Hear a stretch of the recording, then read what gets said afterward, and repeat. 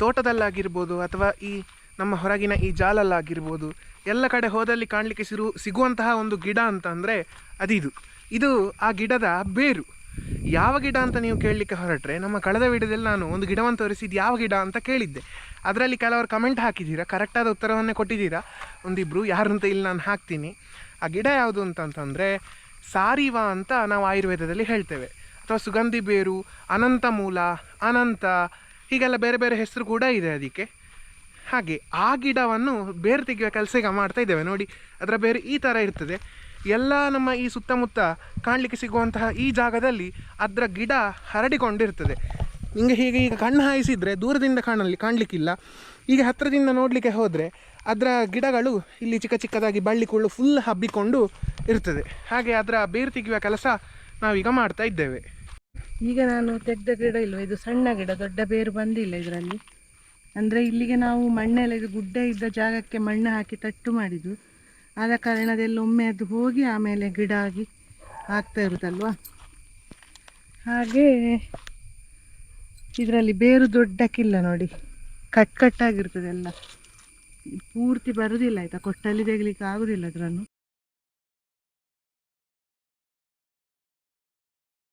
ನಾನೀಗ ಇಲ್ಲಿ ನಿಂತಿರುವಂತಹ ಜಾಗ, ಇಲ್ಲಿ ನನ್ನ ಕಾಲ ಹತ್ರ ಫುಲ್ ಆ ಗಿಡ ತುಂಬಿಕೊಂಡು ಬಿಟ್ಟಿದೆ.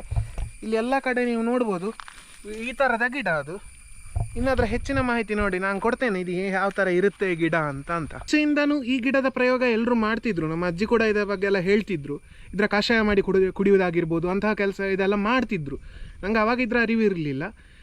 ಸೊ ಆ್ಯಸ್ ಎ ಆಯುರ್ವೇದಿಕ್ ವೈದ್ಯ ಇದು ಯಾವ ಗಿಡ ಅಂತ ನೋಡಲಿಕ್ಕೆ ಹೋದರೆ ಸಾರಿವ, ಹೆಮಿಡಿಸ್ಮಸ್ ಇಂಡಿಕಸ್ ಅಂತ ಇದರ ಬೊಟಾನಿಕಲ್ ನೇಮ್. ಹಾಗೆ ಗಿಡದಲ್ಲಿ ಮುಖ್ಯವಾಗಿ ಹೇಗೆ ನಾವು ಗುರುತಿಡ್ಬೋದು ಅಂತಂದರೆ, ಈ ಥರ ಬಳ್ಳಿಯಾಗಿ ಹಬ್ಬಿಕೊಂಡಿರ್ತದೆ ನೆಲದಲ್ಲಿ.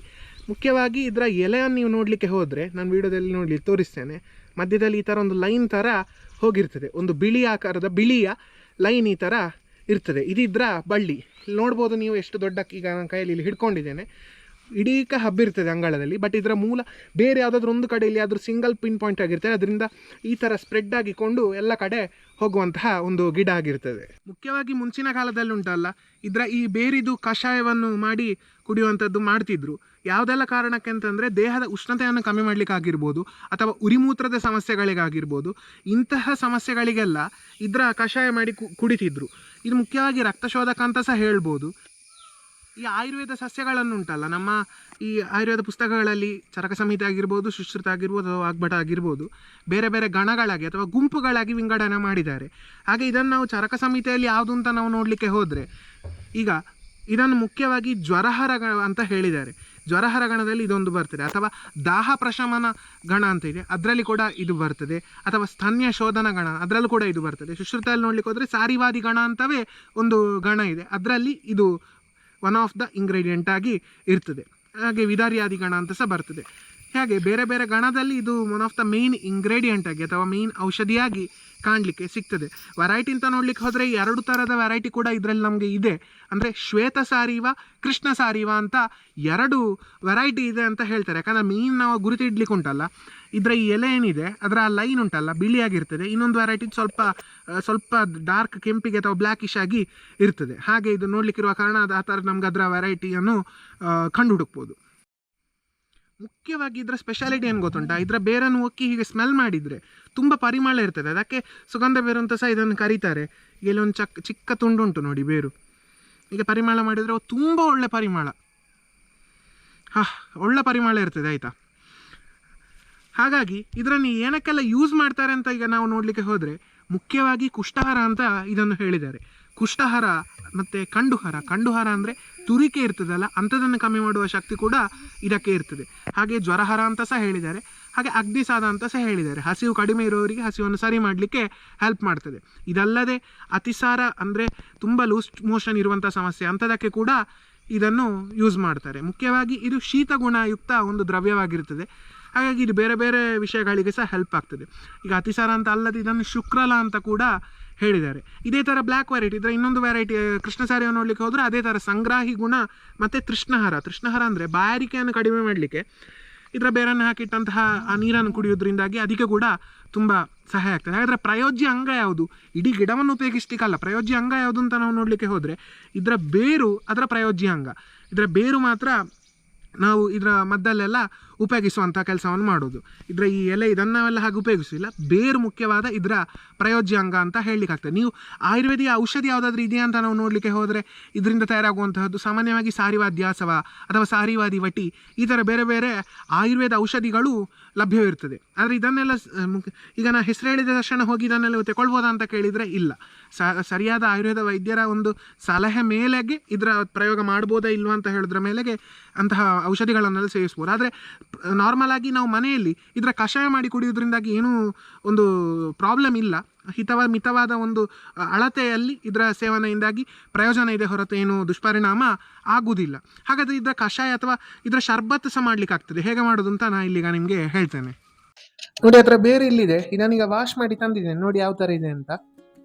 ಹತ್ರದಿಂದ ಸ್ಮೆಲ್ ಮಾಡಿದರೆ ತುಂಬ ಒಳ್ಳೆ ಪರಿಮಳ ಇರ್ತದೆ ಇದರ ಬೇರನ್ನು ನೀಟಾಗಿ ವಾಶ್ ಮಾಡಿ ಆಗಿದೆ. ಇದನ್ನೀಗ ಒಂದು ಸಣ್ಣ ಸಣ್ಣ ಪೀಸ್ ಆಗಿ ಕಟ್ ಮಾಡಿಕೊಳ್ತೇನೆ.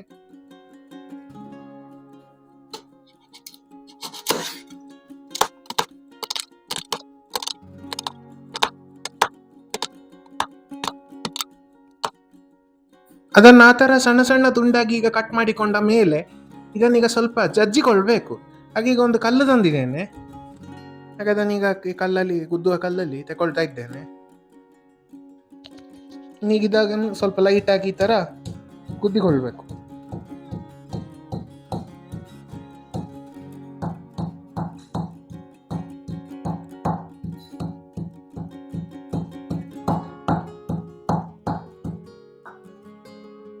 ನೋಡಿ, ಈಗ ಚೆನ್ನಾಗಿ ಜಜ್ಜಿದಾಗ ಒಂದು ಗಿಣ್ಣಲಷ್ಟು ಈಗ ಸಿಕ್ಕಿದೆ ನಮ್ಗೆ ಈಗ ಇದರಲ್ಲಿ. ಇನ್ನಿದ್ದಾಗ ಇದನ್ನು ಕಷಾಯ ಮಾಡುದು.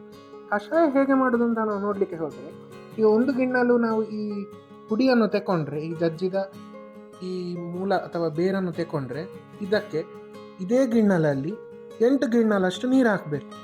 8 ಗಿಣ್ಣಲಷ್ಟು ನೀರು ಹಾಕಿದ ಮೇಲೆ ಅದನ್ನು ಮತ್ತೆ ಕುದಿಸಿ 2 ಗಿಣ್ಣಲಷ್ಟು ಆಗುವಷ್ಟು ತಗ್ಗಿಸಬೇಕು. ಅಂದರೆ ಅರ್ಥ ಏನಂತಂದರೆ, ಫಸ್ಟಿಗೆ ಇದನ್ನು ಒಂದು ಗಿಣ್ಣಲನ್ನು ನಾವು ಪಾತ್ರೆಯಲ್ಲಿ ತೆಕೊಳ್ಳುವ. ಈಗ ಒಂದು ಪಾತ್ರೆ ತೆಕೊಂಡಿದ್ದೇನೆ. ಈ ಪಾತ್ರೆಗೆ ಈ ಒಂದು ಗಿಣ್ಣಲು ಈ ಐಟಮನ್ನು ಹಾಕಬೇಕು. ಆದರೆ ಅದನ್ನು ಹಾಕೋದಕ್ಕಿಂತ ಮುಂಚೆ ಅದಕ್ಕೆ ಪಾತ್ರೆಗೆ ಉಂಟಲ್ಲ 2 ಗಿಣ್ಣಲಷ್ಟು, ಇಲ್ಲಿ ಎಷ್ಟು ಅಳತೆ ಉಂಟು ಇದರಲ್ಲಿ ಅಷ್ಟೇ ಅಳತೆಯಾಗಿ ಈಗ 2 ಗಿಣ್ಣಲಷ್ಟು ನೀರನ್ನು ಹಾಕಿಕೊಳ್ತಾ ಇದ್ದೇವೆ.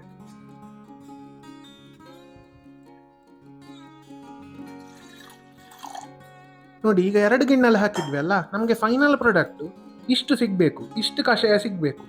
ಇನ್ನೀಗ ನಾವು ಎಂತ ಗೊತ್ತುಂಟ, ಇದನ್ನು ಹಾಕಿಕೊಳ್ಳುವ. ಇನ್ನು ಬಾಕಿ ಇರೋದು ಒಟ್ಟು 6 ಗಿಣ್ಣಲು ಬಾಕಿ ಉಂಟು. ಹಾಗೆ ಉಳಿದ 6 ಗಿಣ್ಣಲು ನೀರನ್ನು ಸಹ ಇದಕ್ಕೆ ಹಾಕಿಕೊಳ್ಳುವ. ಹಾಗಾಗಿ ಅರ್ಥ ಏನಾಯ್ತು ಅಂತಂದರೆ, 1 ಗಿಣ್ಣಲಿನಷ್ಟು ಆ ಹುಡಿಗೆ, ಆ ಚೂರ್ಣಕ್ಕೆ ಅಥವಾ ಆ ಮೂಲ ಬೇರಿಗೆ 8 ಗಿಣ್ಣಲಷ್ಟು ನೀರು ಹಾಕಬೇಕು. ಅದನ್ನು ಇಳಿಸಿ 2 ಗಿಣ್ಣಲು ಕಷಾಯ ಸಿಗುವಷ್ಟು ಹಾಕಬೇಕು. ಹಾಗಾಗಿ ನಾನು ಫಸ್ಟೇ ನಿಮ್ಗೆ ಅಂದಾಜಿಗೆ 2 ಗಿಣ್ಣಲು ಅಂದರೆ ಎಷ್ಟು ಬರ್ತದೆ ಅಂತ ಸಾಧಾರಣ ನೋಡಿಟ್ಟುಕೊಂಡ. ನಮಗೆ ಎಷ್ಟು ಹೊತ್ತಿಗೆ ಸ್ಟವ್ ಆಫ್ ಮಾಡಬೇಕು ಅಂತ ಅವಾಗ ಅಂದಾಜು ಆಗ್ತದಲ್ಲ, ಅದಕ್ಕೆ. ಹಾಗೆ ಇನ್ನು ನಾವು ಅದನ್ನೊಂದು ಮಧ್ಯಮ ಅಗ್ನಿಯಲ್ಲಿ ಚೆನ್ನಾಗಿ ಬಾಯ್ಲ್ ಮಾಡಬೇಕು. ಬಾಯ್ಲ್ ಮಾಡಿ ನೀರಿನ ಅಂಶ ರೆಡ್ಯೂಸ್ ಆಗಲಿಕ್ಕೆ ನೋಡಿಕೊಳ್ಬೇಕು. ನೋಡಿ, ಲೈಟಾಗಿ ಇದು ಬಾಯ್ಲ್ ಆಗ್ತಾ ಇದ್ದಂಗೆ ಸ್ವಲ್ಪ ಸ್ವಲ್ಪ ಹೀಗೆ ಅವಾಗ ಇದನ್ನು ಈ ಥರ ಮಾಡಿಕೊಳ್ತಾ ಇರಬೇಕು. ಲೈಟಾಗಿ, ತುಂಬ ಹೈ ಫ್ಲೇಮ್ಸ್ ಇಡಬಾರ್ದು. ಈ ಥರ ಮೀಡಿಯಮ್ ಆಗಿ ಬಾಯ್ಲ್ ಆಗ್ತಾ ಇರಬೇಕು ಅದು. ಇದೀಗ ಬಾಯ್ಲ್ ಆಗಿ ನೋಡಿ ರೆಡ್ಯೂಸ್ ಆಗಿದೆ. ಈಗ ರೆಡ್ಯೂಸ್ ಆದಾಗ ಉಂಟಲ್ಲ, ಅದನ್ನು ಒಂದು ಗ್ಲಾಸಿಗೆ ಇಲ್ಲಿ ಸೋಸಿಕೊಳ್ತಾ ಇದ್ದೇವೆ. ಈಗ ಗ್ಲಾಸಿಗೆ ಸೋಸಿಕೊಂಡು ಎಷ್ಟು ಗ್ಲಾಸ್ ಸಿಕ್ಕಿತ್ತು ಅಂತ ಒಂದು ಅಂದಾಜಿಗೆ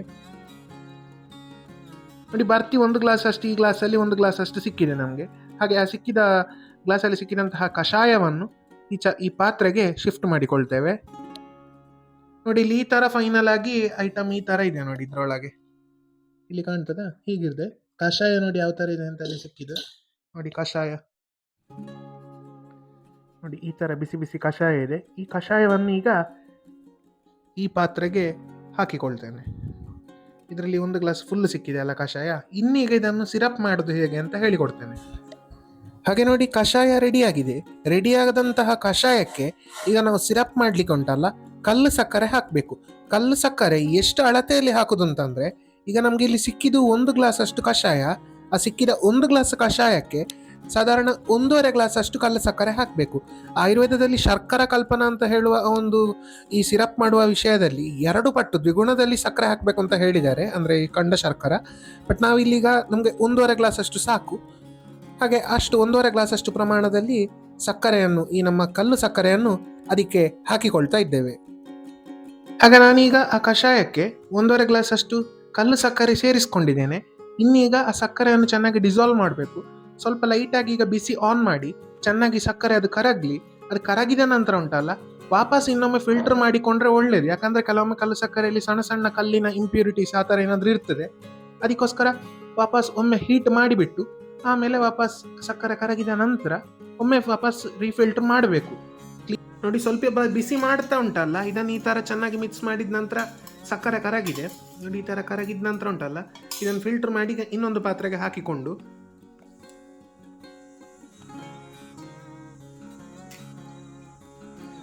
ನೋಡಿ, ಈ ಥರ ಇಲ್ಲಿ ಕಪ್ಪು ಕಾಣ್ತದೆ. ಈ ಥರ ಕೆಲವು ಕಲ್ಲಿನ ಅಂಶ ಎಲ್ಲ ಇರ್ತದೆ, ಅದಕ್ಕೋಸ್ಕರ ಫಿಲ್ಟರ್ ಮಾಡಿಕೊಳ್ಳೋದು.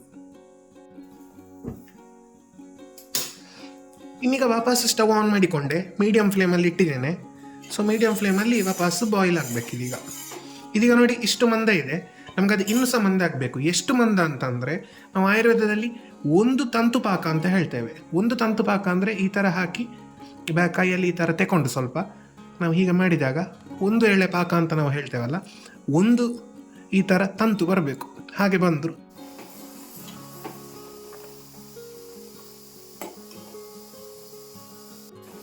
ನೋಡಿ, ಫುಲ್ಲು ಲೋ ಫ್ಲೇಮಲ್ಲಿ ಇಟ್ಟಿದ್ದೇನೆ. ಈಗ ಫುಲ್ಲು ಲೋ ಫ್ಲೇಮಲ್ಲಿ ಇಡುವಾಗ ಸಹ ಈ ಥರ ಸ್ವಲ್ಪ ನೊರೆ ಬರ್ತದೆ. ಹಾಗಾಗಿ ಸೌಟಲ್ಲಿ ಈ ಥರ ಮಾಡಿಕೊಂಡಿರಬೇಕಾಗ್ತದೆ. ಆಗ ದೊಡ್ಡ ಸ್ಟವಲ್ಲಿ ಇತ್ತು, ಅದರಿಂದ ತೆಗ್ದು ಸಣ್ಣ ಸ್ಟವಲ್ಲಿ ಅದರಲ್ಲಿ ಸಹ ಫುಲ್ಲು ಲೋ ಫ್ಲೇಮಲ್ಲಿ ಇಟ್ಟೆ, ಸ್ವಲ್ಪ ನೊರೆ ಕಮ್ಮಿ ಆಗಲಿ ಅಂತ. ನೋಡಿ, ಇಲ್ಲಿ ಸ್ವಲ್ಪ ಈಗ ತೆಕ್ಕೊಂಡು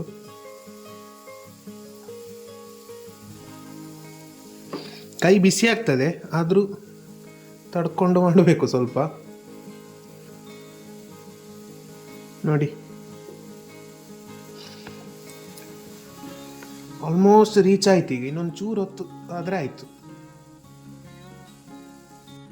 ಕ್ಲೀನಾಗಿ ಕಾಣ್ತದೆ ನೋಡಿ, ಒಂದೇಳೆ ಪಾಕದಲ್ಲಿ ಉಂಟು. ಈಗ ನೋಡಿ, ನಮ್ಮದು ಸಿರಪ್ ಅಥವಾ ಶರ್ಕರ ರೆಡಿಯಾಗಿದೆ. ಸಾರಿವ ಸಿರಪ್ ಅಂತಲೇ ಹೇಳ್ಬೋದು, ಅಥವಾ ನನ್ನಾರಿ ಸಿರಪ್ ಈ ಥರ ರೆಡಿಯಾಗಿದೆ. ಇದೀಗ ಸ್ವಲ್ಪ ನೀರಿದ್ದಾಗ ಕಾಣ್ತದೆ, ಬಟ್ ತಣ್ಣಗಾದಾಗ ವಾಪಸ್ ಇನ್ನೂ ಮಂದ ಆಗ್ತದೆ. ನೋಡಿ, ಇದೀಗ 1 ಥ್ರೆಡ್ ಕನ್ಸಿಸ್ಟೆನ್ಸಿಯಲ್ಲಿ ಇತ್ತು. ಸೊ ಹೀಗಿರುವಾಗ ಉಂಟಲ್ಲ, ಸಾಧಾರಣ ಈಗ ಇಲ್ಲಿ ನಮ್ಮ ಸೈಡಲ್ಲೆಲ್ಲ ಆದರೆ ಹೊರಗಡೆ ಇದನ್ನು ಸ್ಟೋರ್ ಮಾಡಿ ಇಡ್ಬೋದು. ಒಂದು 15 ದಿನದಿಂದ 1 ತಿಂಗಳು ಆ ರೇಂಜಿಗೆ ಅದರ ಶೆಲ್ಫ್ ಲೈಫ್ ಇರ್ತದೆ. ಬಟ್ ಸ್ಟಿಲ್ ಇನ್ನೂ ಅದರ ನಿಮಗೆ ಆನ್ ಅ ಸೇಫರ್ ಸೈಡ್ ಇನ್ನೂ ಜಾಸ್ತಿ ದಿನ ಬಾಳಿಕೆ ಬರಬೇಕು ಅಂತಿದ್ರೆ ಇದನ್ನುಂಟಲ್ಲ, ಒಂದು 2 ಥ್ರೆಡ್ ಕನ್ಸಿಸ್ಟೆನ್ಸಿ ತನಕ ತಗೊಂಡು ಹೋಗಬೇಕು. ಆವಾಗ ಏನಾಗ್ತದೆ, ನೀವು ಆಮೇಲೆ ಅದನ್ನು ಇನ್ನೊಂದು ಪಾತ್ರೆ, ಸ್ಟೋರೇಜ್ ಕಂಟೈನರ್, ಗ್ಲಾಸ್ ವೆಸಲ್ ಅಥವಾ ಸ್ಟೀಲ್ ಒಂದು ಸಣ್ಣ ಬುತ್ತಿ ಅಂಥದ್ರಲ್ಲಿ ಸ್ಟೋರ್ ಮಾಡಿ ಇಡ್ಬೋದು. ತಣ್ಣಗಾದಾಗ ಗಟ್ಟಿ ಬರ್ತದೆ ಅದು ಫುಲ್. ಸ್ವಲ್ಪ ಒಂದು ಅವಲೇಹ ಅಥವಾ ಒಂದು ಗಟ್ಟಿ ಕನ್ಸಿಸ್ಟೆನ್ಸಿಗೆ ರೀಚ್ ಆಗ್ತದೆ, ಆಯಿತಾ, ತಣ್ಣಗಾದಾಗ. ಹಾಗಿದ್ದಾಗ ಆಮೇಲೆ ಅದನ್ನು ಸ್ವಲ್ಪ ಸ್ವಲ್ಪ 1 ಚಮಚದಾಗೆ ತೆಕೊಂಡು ಅದಕ್ಕೆ ಸ್ವಲ್ಪ ನೀರು ಸೇರಿಸಿ ಕುಡಿಲಿಕ್ಕೆ, ಸಿರಪ್ ಅಂತ ಮಾಡಿಕೊಂಡು. ಹಾಗಾದರೆ ಇದರ ಸೇವನೆ ಹೇಗೆ ಅಂತ ನೀವು ನೋಡಲಿಕ್ಕೆ ಹೋದರೆ, ಈ ಮಾಡಿರುವಂಥ ಸಿರಪ್ ಉಂಟಲ್ಲ, ಅದನ್ನೊಂದು 10ರಿಂದ 20 ml ಅಷ್ಟು ಸಿರಪ್ ತೆಕ್ಕೊಂಡು, ಅಥವಾ ಒಂದು 30 ml ಅಷ್ಟು ಸಿರಪ್ ತೆಕ್ಕೊಂಡು ಅದಕ್ಕೆ ನೀವು ಒಂದು 70 ml ಅಷ್ಟು ನೀರು ಸೇರಿಸಿ ಒಂದು 100 ml ಆಗಿ ಮಾಡಿ ಆ ಥರ ಕುಡಿಬೋದು. ಹೀಗೆ ಆವಾಗ ನಿಮಗೆ ಬೇಕಿರುವ ದಿನದಲ್ಲಿ 1 ಸಲ ಕುಡಿದ್ರೆ ಸಾಕು. ಈ ಥರ ಮಾಡೋದ್ರಿಂದಾಗಿ ಉರಿಮೂತ್ರೆಯ ಸಮಸ್ಯೆ ಆಗಿರ್ಬೋದು, ಆ ಸಮಸ್ಯೆಗಳೆಲ್ಲ ಕಡಿಮೆ ಆಗ್ತದೆ. ನಿಮಗೆ ಜ್ವರ ಇದ್ದ ಸಮಯದಲ್ಲಿ ಕೂಡ ಇದನ್ನು ಈ ಥರ ತೆಕೊಳ್ಬೋದು. ಹಾಗೆಯೇ ಕಷಾಯ ಮಾಡಿ ಸಹ ತೆಕೊಳ್ಬೋದು. ಇಲ್ಲಾಂದರೆ ಈ ಥರ ಮಾಡಿ ಸ್ಟೋರ್ ಮಾಡಿ ಇಟ್ಟುಕೊಂಡ್ರೆ ನಿಮಗೆ ಬೇಕಾದಾಗೆಲ್ಲ ಈ ಥರ ತೆಕೊಳ್ಬೋದು. ಈಗ ನಾವು ಮಾಡಿಟ್ಟ 1 ಥ್ರೆಡ್ ಕನ್ಸಿಸ್ಟೆನ್ಸಿಯನ್ನು ಹಾಗೆ ನೀವು 15 ದಿನ ಆ ಥರ ಇಡ್ಬೋದು ಹೊರಗೆ. ಇಲ್ಲಾಂದ್ರೆ ಒಂದು ಸೇಫರ್ ಸೈಡ್ ಹಾಗೆ ಅದನ್ನು ಬುತ್ತಿಯಲ್ಲಿ ಇಟ್ಟು ಫ್ರಿಜ್ಜಲ್ಲಿ ಸಹ ಇಡ್ಬೋದು, ಏನೂ ಆಗೋದಿಲ್ಲ. ಆಲ್ಮೋಸ್ಟ್ 6 months 1 year ತನಕ ಸಹ ಏನೂ ಆಗೋದಿಲ್ಲ. ಅಥವಾ ನೀವು ಅದರ ಥ್ರೆಡ್ ಕನ್ಸಿಸ್ಟೆನ್ಸಿಯನ್ನು ಜಾಸ್ತಿ ಮಾಡಿದರೆ 2 ಎಳೆ ತಂತು ಅಥವಾ 2 ತಂತು ಪಾಕ ಅಥವಾ 2 ಥ್ರೆಡ್ ಕನ್ಸಿಸ್ಟೆನ್ಸಿ ಆ ಥರ ಮುಂದಕ್ಕೆ ತೆಕೊಂಡು ಹೋದರೆ ಅದರ ಪಾಕವನ್ನು 1 year 1.5 year ಆದರೂ ಏನೂ ಆಗೋದಿಲ್ಲ. ಹಾಗೆ ಸ್ಟೋರ್ ಮಾಡಿ ಇಟ್ಕೊಳ್ಬೋದು, ಹೊರಗಡೆ ಸಹ ಇಟ್ಕೊಳ್ಬೋದು, ಇಲ್ಲಾಂದರೆ ಫ್ರಿಜ್ಜಲ್ಲಿ ಸಹ ಇಟ್ಕೊಳ್ಬೋದು. ನಿಮಗೆ ಬೇಕಾದಾಗ ಅದರಿಂದ ಸ್ವಲ್ಪ ತೆಕೊಂಡು ಅದಕ್ಕೆ ನೀರು ಸೇರಿಸಿ ಸಿರಪ್ ಥರ, ಶರ್ಬತ್ ಥರ ಮಾಡಿ ಕುಡಿಬೋದು. ಹಾಗೆ ನೀವು ನೋಡಿದ್ರಲ್ಲ, ಈ ಥರ ನಮ್ಮ ಸುತ್ತಮುತ್ತವೇ ಇರುವಂತಹ ಕೆಲವೊಂದು ಗಿಡಗಳು, ಇಂತಹ ಗಿಡಗಳಲ್ಲಿ ಹಲವಾರು ಪ್ರಯೋಜನಗಳು ಇರ್ತದೆ. ಅದರ ಸರಿಯಾದ ಬಳಕೆ ಹೇಗೆ ಮಾಡೋದು ಅಂತ ಜನರಿಗೆ ಗೊತ್ತಿರುವುದಿಲ್ಲ.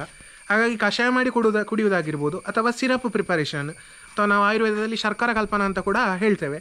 ಹಾಗೆ ಇಂಥದ್ದನ್ನೆಲ್ಲ ಮಾಡಿ ಸೇವಿಸೋದ್ರಿಂದಾಗಿ ತಮ್ಮ ಆರೋಗ್ಯವನ್ನು ರಕ್ಷಿಸಿಕೊಳ್ಳಲಿಕ್ಕೆ ಹೆಲ್ಪ್ ಆಗ್ತದೆ. ನಿಮಗೆ ಇಷ್ಟ ಅಲ್ಲದೆ ಸಿರಪಾಗಿ ಸೇವನೆ ಮಾಡೋದು ಅಲ್ಲದೆ, ಇದನ್ನು ನೋಡಿ ನಿಮಗೆ ಅದರ ಮೂಲವನ್ನು ಪೇಸ್ಟ್ ಥರ ಹಚ್ಚಿ ಚರ್ಮಕ್ಕೆಲ್ಲ ಹಚ್ಚೋದ್ರಿಂದಾಗಿ ಕೂಲಿಂಗ್ ಎಫೆಕ್ಟ್ ಕೊಡಲಿಕ್ಕೆ ಕೂಡ ಹೆಲ್ಪ್ ಆಗ್ತದೆ. ಹಾಗೆ ಈ ಥರ ಬೇರೆ ಬೇರೆ ಪ್ರಯೋಜನಗಳು ಇರ್ತದೆ, ಜನರಿಗೆ ಅದರ ಅರಿವಿರುವುದಿಲ್ಲ. ಹಾಗೆ ನಿಮಗೆ ಈ ವಿಡಿಯೋ ಇಷ್ಟ ಆಯಿತು ಅಂತ ಅಂದ್ಕೊಳ್ತೇನೆ.